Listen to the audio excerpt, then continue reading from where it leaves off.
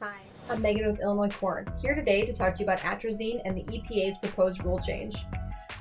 If you think about your herbicide management plan, you're most likely using atrazine or one of the over 90 products that contain atrazine in your herbicide portfolio.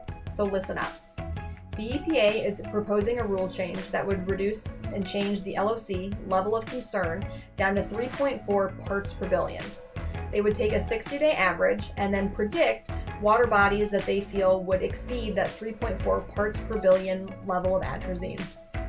So this means that over 70% of corn acres, including nearly the entire state of Illinois, would now fall under additional mitigation strategies and practices.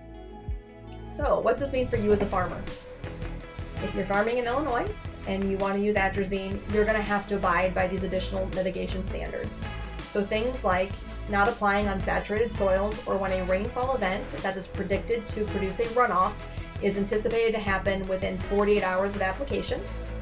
You'd no longer be allowed to use atrazine in an aerial application.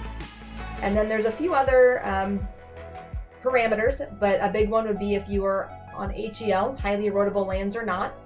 And depending you would need to pick from a list of approved practices, 2 to 4 of them, again, depending if you're on HEL or non-highly erodible lands.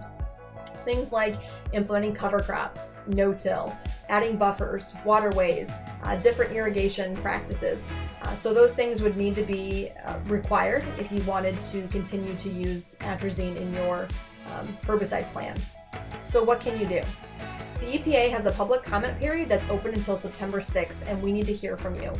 We need to know what these changes would mean on your farm. Would it be a cost problem? Would it change the herbicides that you're going to use and it would be cost prohibitive?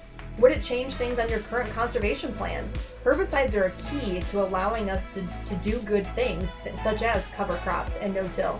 So if we no longer had access to these herbicides, what does that mean for what you would have to do for practice changes? So again, before September 6th, we need to hear from you and why this matters and what this would mean on your farm. You can find out more by visiting ilcorn.org.